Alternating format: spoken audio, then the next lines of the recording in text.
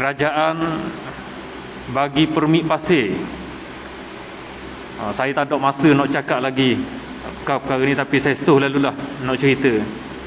Permit ni bukan 2018, bukan 2019. Permit pasir ni daripada di pohon 2015, dilulus pada tahun 2016. Kemudian oleh kerana benda tu telah ada, bila mati dia pohon balik. Bila pohon balik, maka diluluskan. Kerana ulasan teknikal tidak menggambarkan paip tersebut ada di dasar dan boleh menyebabkan pecah. Jadi menunjukkan bahawa perkara ni bukan baru. Jadi zaman kerajaan sekarang ini, kita telah tutup ataupun kita telah tamatkan banyak pengusaha-pengusaha pasir. Maknanya kita sangat serius untuk tangani isu berkenaan dengan pasir yang berada di dalam dasar Sungai Terengganu. Walaupun demikian, kita tetap perlu memperakui pembangunan rumah-rumah rakyat banyak naik sekarang ini pun memerlukan pasir. Jadi kita perlu untuk tengok, dan bukan kita tidak memandang kepada aspek-aspek yang boleh menjejaskan kepentingan rakyat. Jadi alhamdulillah, untuk maklumat tuan-tuan sekalian, di Tepuh ini juga ada satu loji air yang baru. Nama dia Bukit Berapit. Loji air Bukit Berapit ini, untuk maklumat tuan-tuan sekalian, kita telah mengambil tanggungjawab membayar dengan jumlah yang sangat besar pada tiap-tiap tahun. Tahun ni saja kita kena bayar 121 juta. Tahun depan gitu juga, lebih kurang. Dan ini adalah projek kita berhutang dengan kontraktor. Kita berhutang dengan kontraktor, kontraktor buat dulu, lepas daripada tu kita bayar. Yang kena bayarnya kita sekarang ni lah. Dan untuk maklumat tuan-tuan sekalian, projek tersebut sepatutnya bayar lepas siap. Tapi kerana perjanjian tidak kemas, akhirnya dok siap pun kita kena bayar juga, walaupun dok siap lagi. Jadi itulah yang berlaku. Dan kita beritahu ini supaya masyarakat kita yang terjejas, kita perlu bersabar. Dan kita telah lalui dengan kesabaran tersebut, akhirnya paip pecah dapat diselesaikan. Kemudian loji ini kita sudahkan dan kita ambil tanggungjawab supaya ia siap sepenuhnya dengan baik, insya-Allah. Jadi kenapa saya sebut perkara-perkara ni? Sebab kita baru saja berdepan dengan isu yang besar.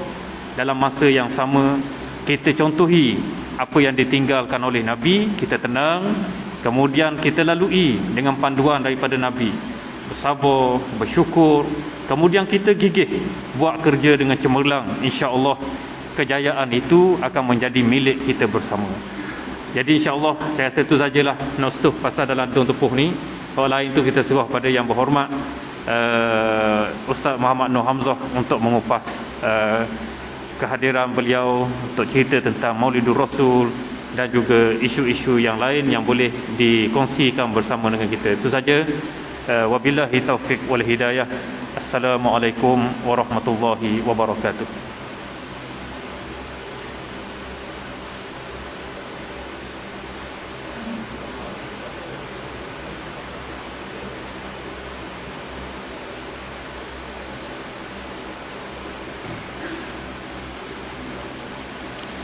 Waalaikumsalam warahmatullahi wabarakatuh. Terima kasih kepada Al-Fadhil Ustaz Isamuddin yang menjelaskan kepada kita begitulah sebenarnya berlaku daripada kita 2 kali debat dengan air itu, dan Ustaz jelas ke sana. Agak fahamlah kelah. Kita tak nak buang masa, saya tertinggal tadi. Sebenarnya kita malam ni dihadiri oleh pegawai agama Negeri Terengganu, Ustaz Salman. Mana dia Ustaz nak tanya saya ni? Kat ni duduk Ustaz Salman. Ada apalah, dia ada tadi. Jadi sebagai seteruh majlis kita pada malam ini, insya-Allah kita menjemput Al-Fadhil Ustaz Esko Agama Negeri kita iaitu Al-Fadhil Ustaz Muhammad Hamzah. Dengan segala hormatnya dipersilakan.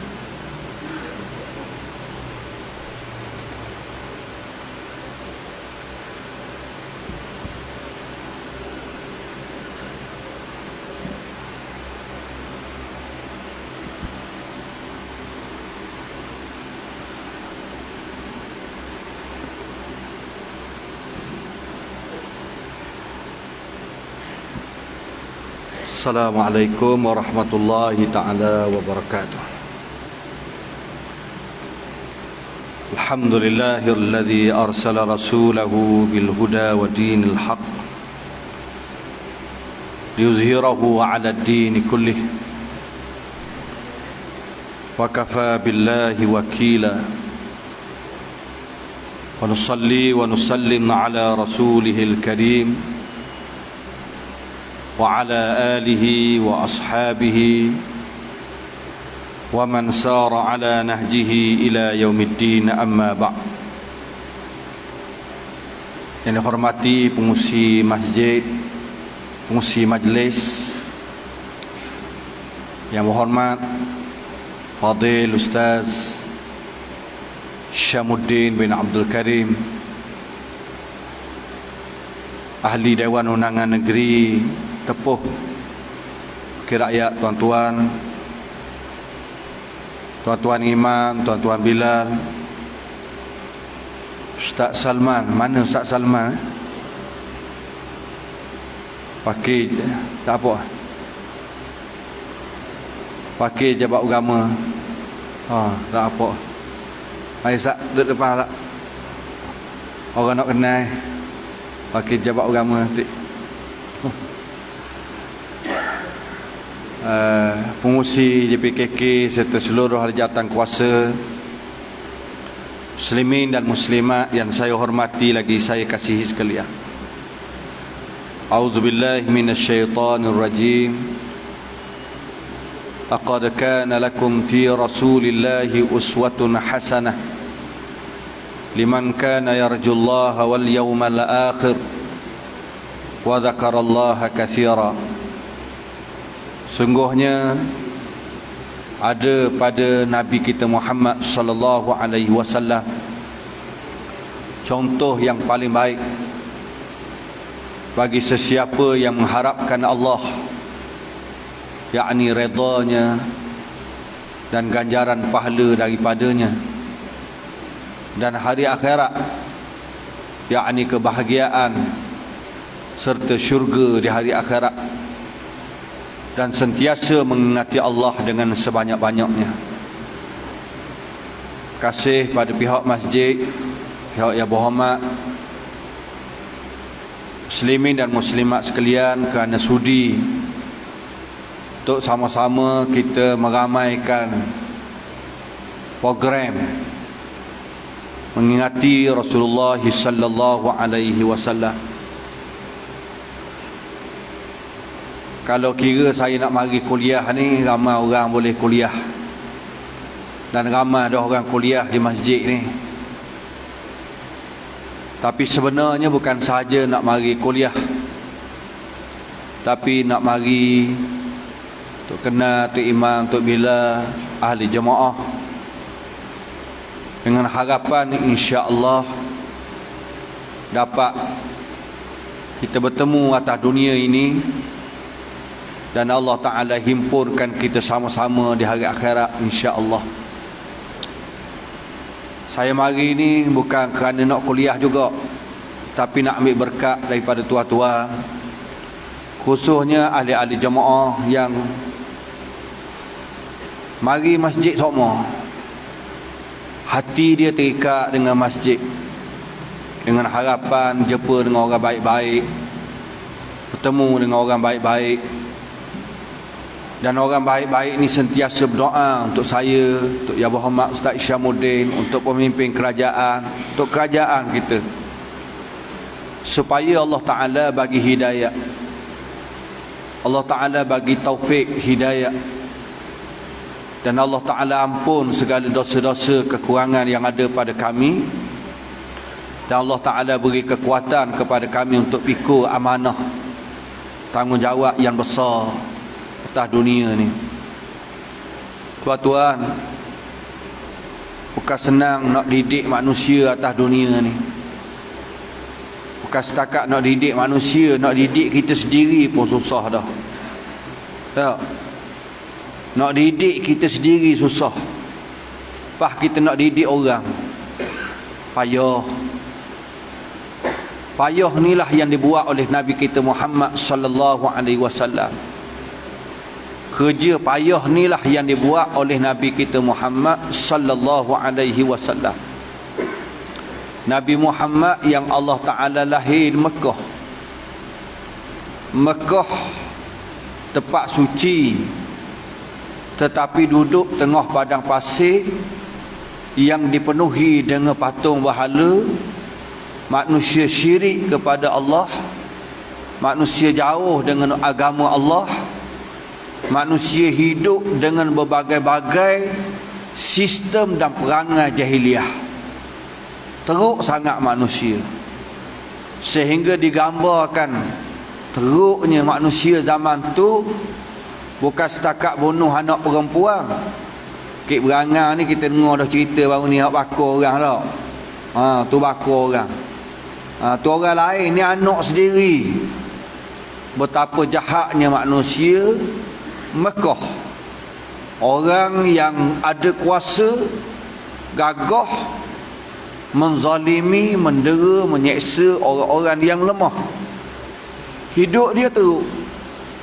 Teruk sehingga orang yang nak buat kerja-kerja keji, pelacuran, pasang bendera depan rumah. Pasang bendera tu bukan bendera Terengganu. Pasang bendera nak beritahu bahawa kalau ada orang nak mari masuk rumah kita, nak melacur, boleh. Teruknya masyarakat Mekah. Di tengah-tengah masyarakat yang begitu teruk, Allah Ta'ala lahir seorang manusia yang paling baik sekali untuk buat kerja yang paling susah sekali, iaitu nak baiki hati manusia. Nak baiki hati manusia. Nak baiki hati manusia ni bukan senang Nak baiki rumah pun berasa payah dah.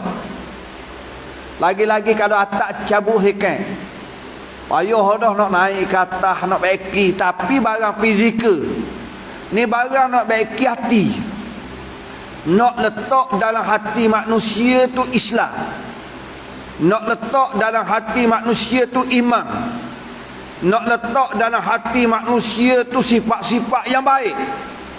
Bila hati manusia tu comel, menjadikan seluruh anggota dia comel pula. Bukan senang nak jadi hati comel, seluruh anggota pula comel. Mata bukan comel setakat mata comel, tapi mata melihat berasaskan perintah Tuhan. Telinga bukan setakat mendengar, tetapi mendengar sebagaimana perintah Tuhan. Macam mana nak menjadi hamba Allah? Kerja yang besar yang dibawa oleh Nabi kita Muhammad sallallahu alaihi wasallam. Sehingga Allah Ta'ala uji Nabi dengan satu tugas yang besar. Bila Nabi duduk dalam selimut, ya Allah, duduk dalam selimut, tuan-tuan, selimut kerana takut tengok malaikat Jibril besar. Duduk dalam gua Hira, tak pernah lagi dengar satu suara.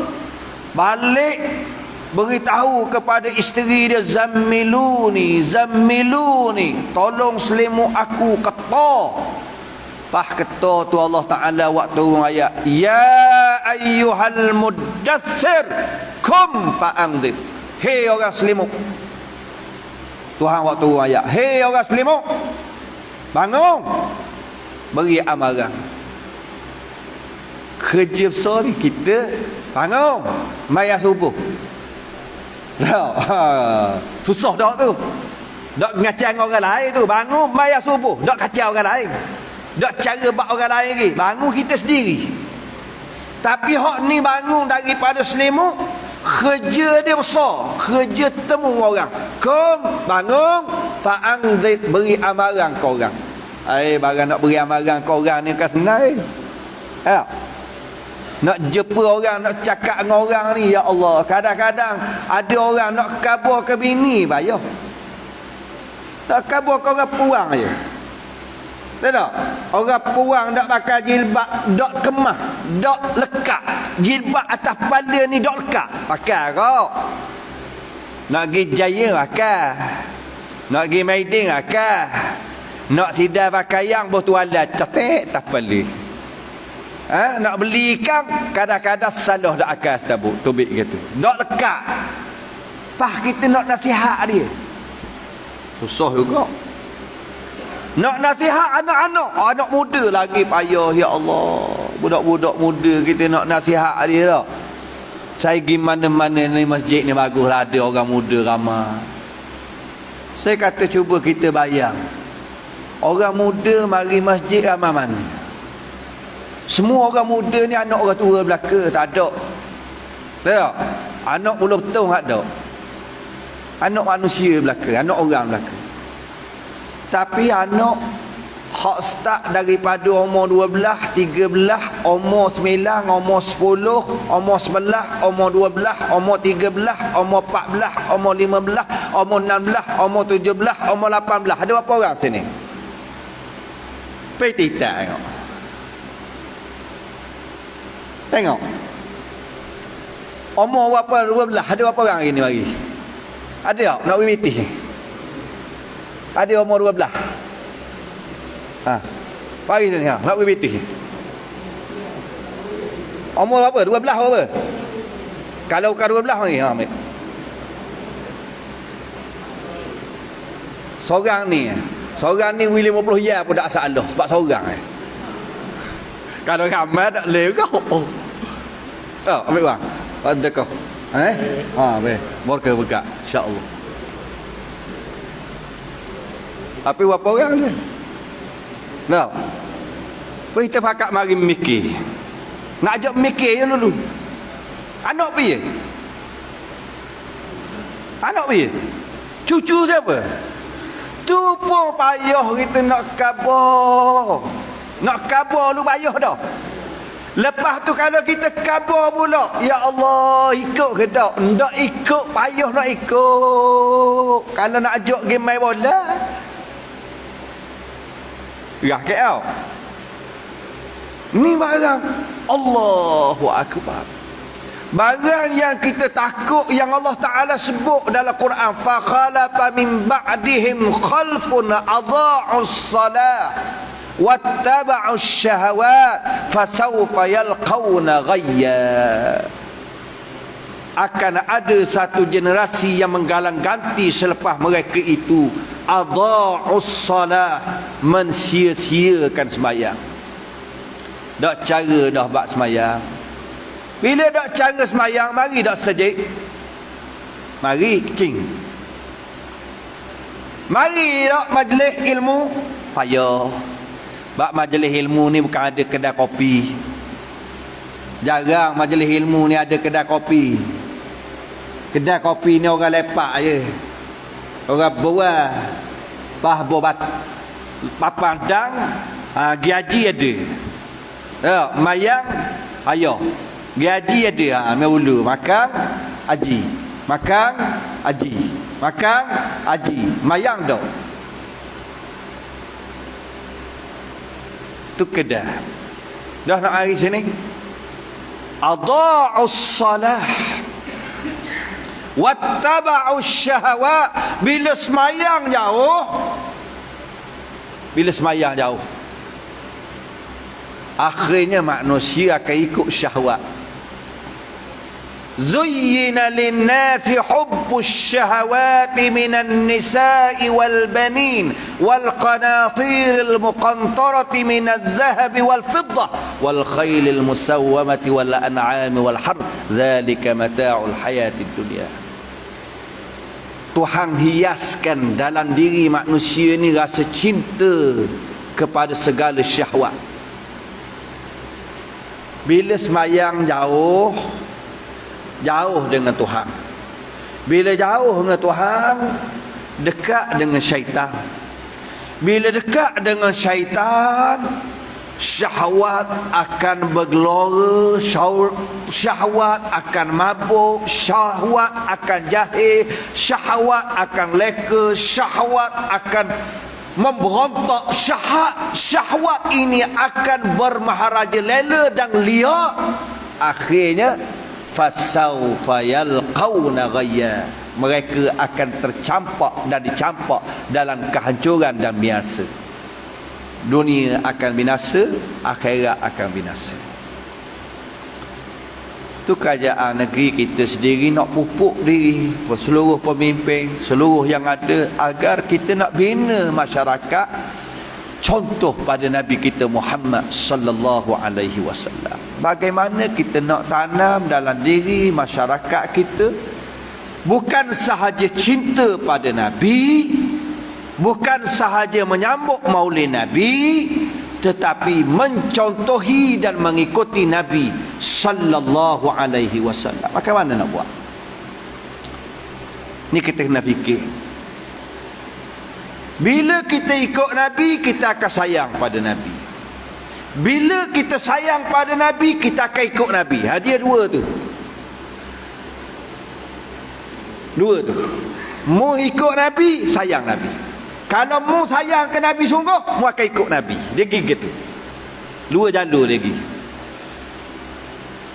Nak sayang pada Nabi sallallahu alaihi wasallam bukan sahaja kita sambut maulid Nabi, tapi amalan-amalan yang banyak yang kita ajar, yang diajar oleh Nabi sallallahu alaihi wasallam.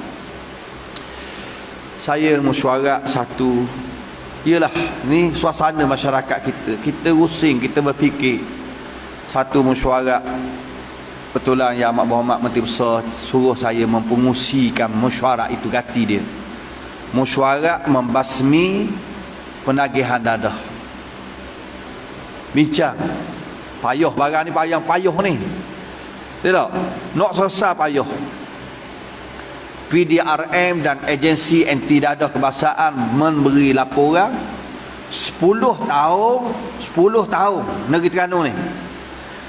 Dalam tempoh 10 tahun saja penagih dadah tegar negeri Terengganu ni hampir 45,000. Pengundi yang ada di Tepuh ni dah apa 40,000 tak?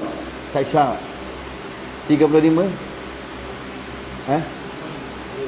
25,000. Kalau penagih dadah mari daftar ngundi sini Melaka, Tepuh, pas dia calonkan penagih dadah seorang jadi calon dia, menang penagih dadah.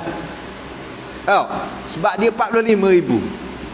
Kita ramai-ramai ni kalau sokong tak Syam Melaka baru 25,000. 25,000 capur 45,000. Confirm wakil rakyat Tepuh penagih dadah dah. Betul tak? Allah.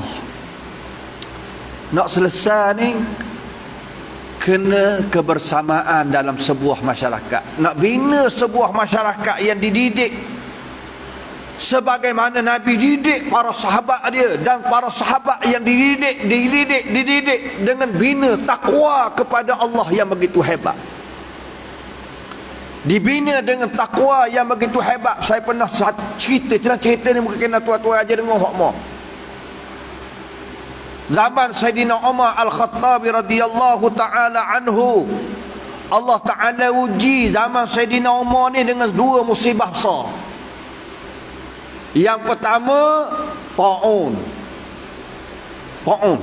Kalau kita kau macam Covid membuatkan ribuan sahabat Nabi mati dan beberapa ramai di kalangan para tabi'in mati. Ni serang ta'un. Zaman Sayyidina Umar. Sayyidina Umar ni adik jauh nak banding dengan kita, tak boleh banding dengan kita ni. Jauh beza sangat. Tapi Allah Ta'ala uji zaman Sayyidina Umar dengan ta'un dan rakyat dia dengan ta'un.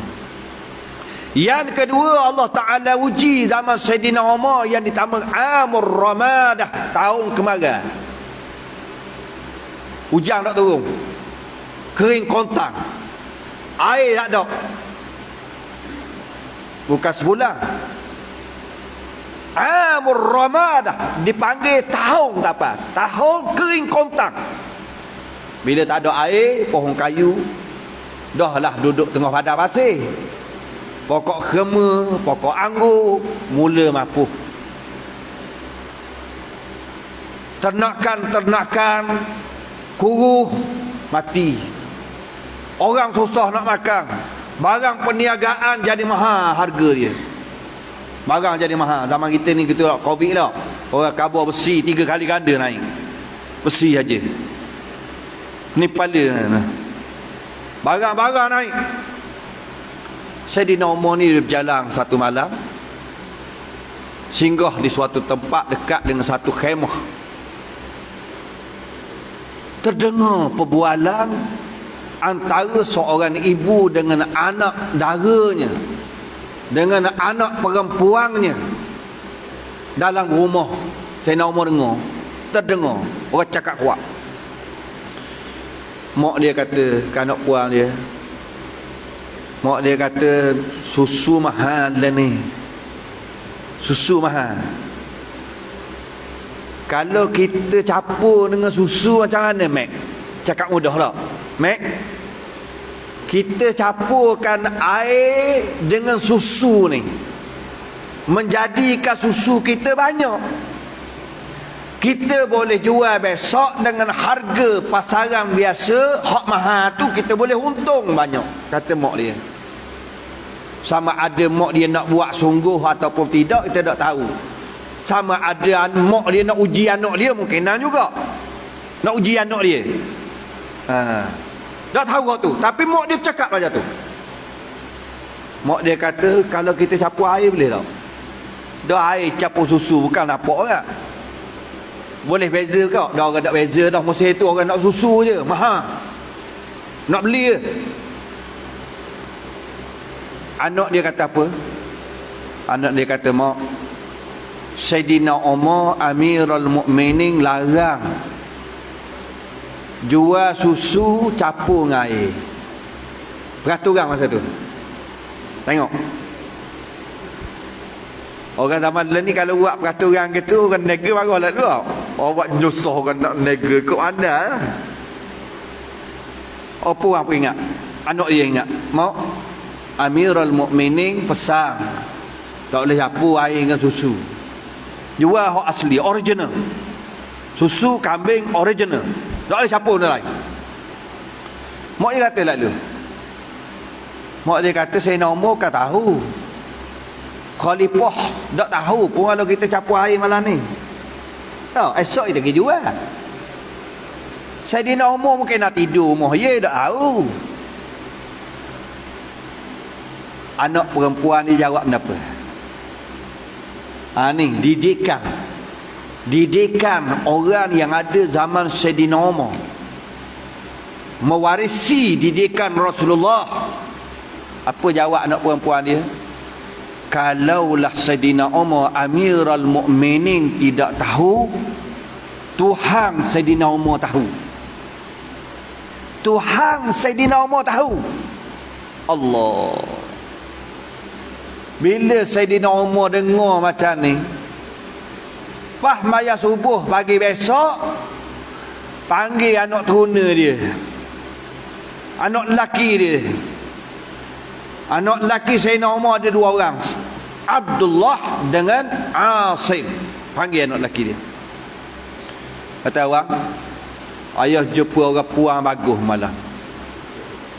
Ayah ingat nak suruh dia jadi natu. Salah seorang di kalanganmu boleh tak nikah? Ni cari natu sungguh tu.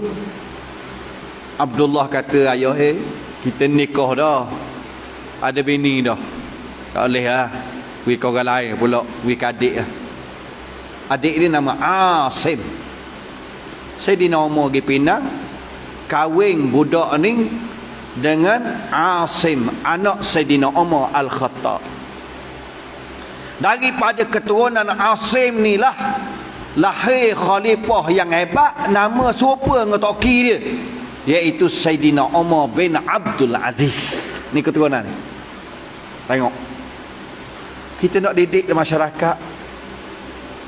Contoh yang paling istimewa yang Nabi bawa bukan setakat cara semayang, bukan setakat cara pakai, bukan setakat cara makan, bukan setakat cara minum, bukan setakat cara-cara lain, tetapi contoh yang paling besar ialah takwa.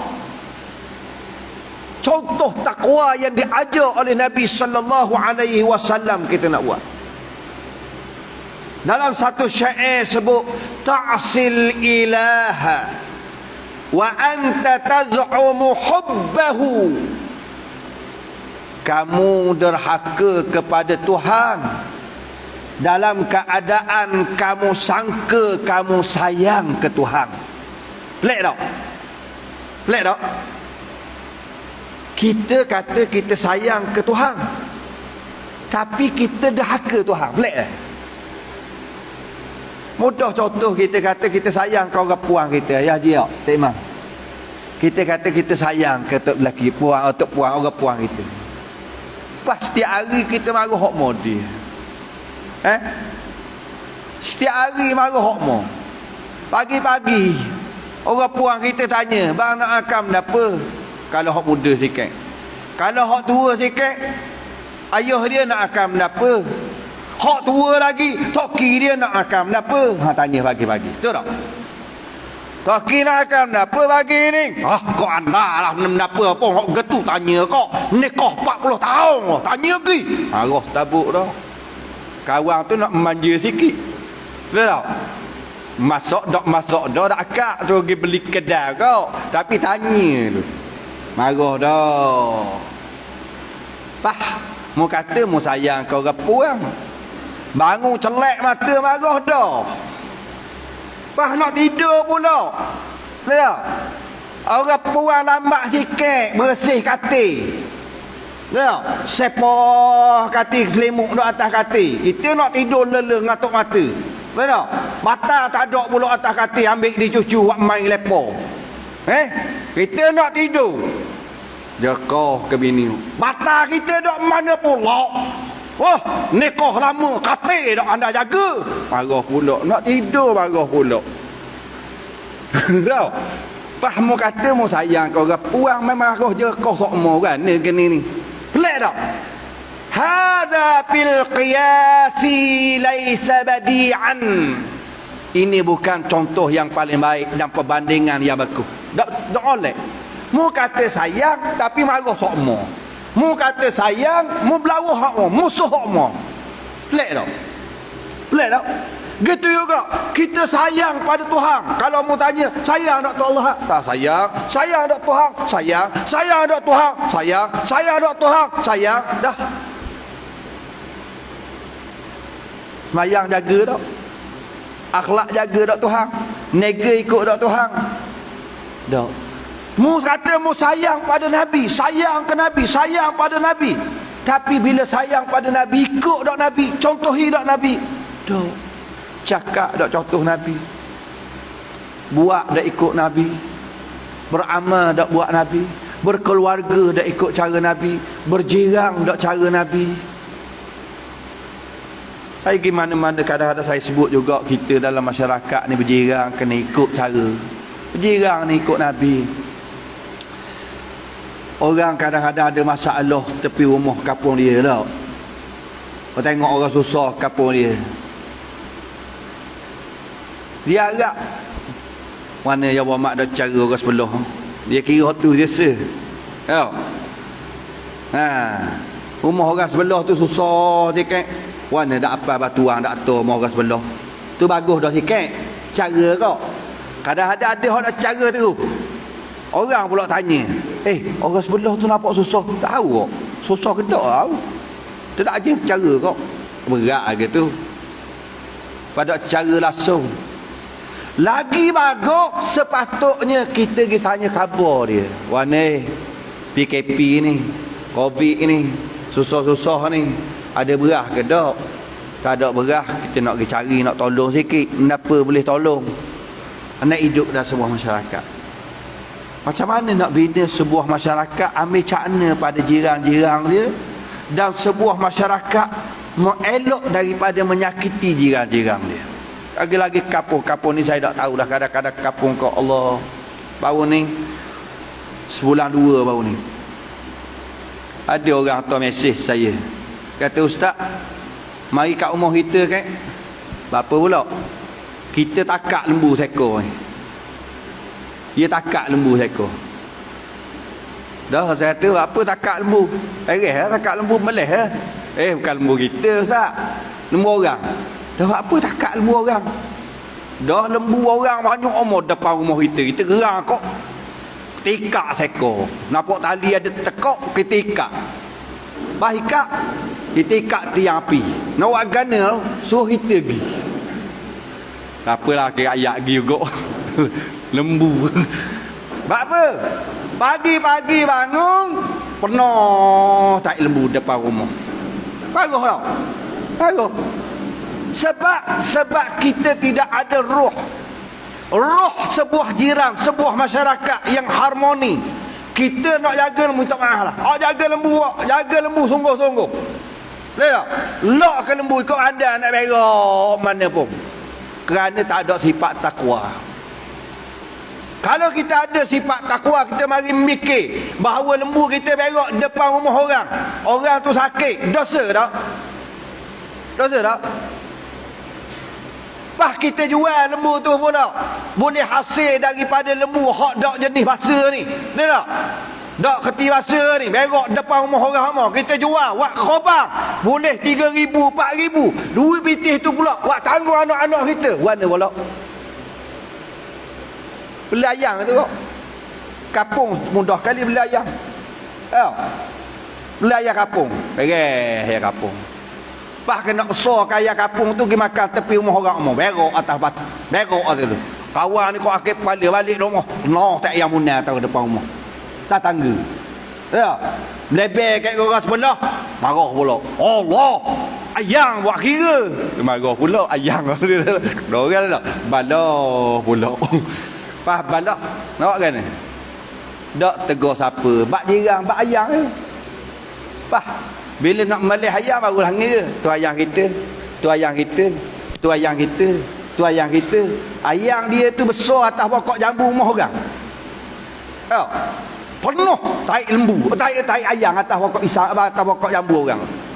Ngah malam pun dia ayam, pergi takak. Pas melih ayam tu. Pagi esok sedap makan. Ayam kapung sama dengan anak beranak. Jirang dak atur sepekah pun. Molek tak? Bagus tak? Tu. Bagaimana kita nak buat contoh dengan Nabi SAW? Tu baru hidup sebuah masyarakat. Bagaimana kita hidup dalam media sosial yang ada pada hari ini. Nak ambil contoh pada Nabi SAW dalam kehidupan kita yang penuh mencabur atas dunia. Ya Allah, tuan-tuan. Tak tahulah. Kita sempakat mikir. Umur ni kita tak pakat tahu belaka bila kita mati. Ya. Yang kedua, kita tak tahu cara kita mati. Kalau kita tahu cara kita mati, alhamdulillah lah. Sebab kalau boleh kita nak mati ngah semayang. Kita nak mati ngah baca Quran. Kita nak mati kalau boleh Mekah ngah Madinah. Kalau kita mati dan istighfar dan bertaubat pada Allah. Tak. Kita nak mati dalam gitu lah, comel. Lagi-lagi nak mati pula, mati syahid. Mari mengaji, mari belajar, mari berjuang. Bila dalam perjuangan pada jalan Allah, mati syahid. Allah. Tapi mati ni bukan kita pilih. Bukan kita pilih. Ada orang Khalid bin Al-Walid perang, penuh pada tubuh dia ni luka, penuh pada tubuh dia ni paruk. Tak mati dalam medan perang. Tak mati. Perang banyak mana dah dia perang. Zaman Nabi dia perang. Zaman Saidina Abu Bakar dia perang. Zaman Saidina Umar dia perang. Sehingga Khalid bin Al-Walid kata, Allah, celakanya Khalid mati atas katil je. Tapi dia sahabat Nabi. Dia hebat. Pilih mati. Nak pilih mati tak boleh. Nah, kita nak pilih mati, cara kita tak pilih. Yang Allah Ta'ala pilih ni, Allah Ta'ala pilih dah. Orang ni mati ngah sembahyang. Allah, istimewa orang tu. Ngah sujud mati. Orang tu ngah baca Quran mati. Orang tu mari sebelum subuh, pas dia tahajud dulu, pas tu baca Quran. Sebelum masuk subuh, orang mari nak maya subuh, tengok rekod rebah. Mati pas tahajud dalam masjid. So tak? Ada orang dia tak ada benda-benda sihat segar mega kapung. Tanya dia pula sakit tak? Ada Ustaz, alhamdulillah segar belaka. Kecil manis tak? Dak, alhamdulillah. Darah tinggi tak? Dak. Darah rendah tak? Dak. Boleh nikah seorang lagi Ustaz. Oh tak pula dia cakap. Dia tak? Umur 70 lebih. Gi Mekah. Siapa Mekah sakit lalu mati Mekah. Mati Mekah dalam keadaan ihram pula. Sebab apa? Sebab mati ni bukan kita pilih, Tuhan pilih. Maka dengan sebab kita tak tahu kita mati bila, dan kita tak tahu cara kita mati gana, maka kita kena hidup contoh dengan Nabi SAW agar Allah Ta'ala matikan kita dengan suasana yang baik, dengan husnul khatimah, insya-Allah. Saya harap insya-Allah dengan sambut Maulid Nabi sallallahu alaihi wasallam, kita sentiasa ingat pada Nabi dan kita berusaha sungguh-sungguh nak mencontohi Nabi, di samping kita banyak berselawat pada Nabi sallallahu alaihi wasallam agar Allah Taala himpunkan kita bersama dengan Nabi pada hari kiamat nanti insya-Allah. Saya secukuplah sekadar tu sebagai tazkirah untuk saya. Yang penting saya dapat datang ke masjid ni bagi mendapat berkat dan kemuliaan daripada Allah Subhanahu wa taala insya-Allah. Ucap terima kasih semua. Wassalamualaikum warahmatullahi taala wabarakatuh.